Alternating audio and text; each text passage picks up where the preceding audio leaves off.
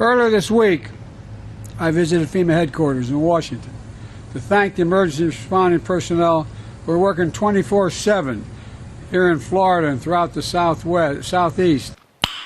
Nice.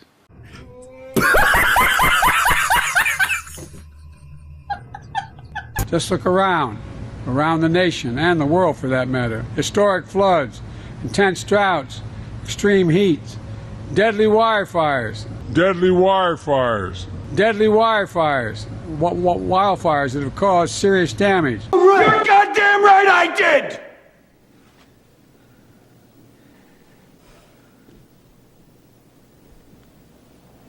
Look, it's hard to believe there's any climate deniers left in America.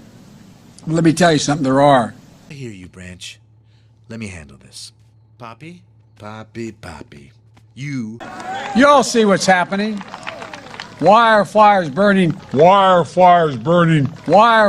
burning 2 million acres in California this year alone. Deadly wildfires burning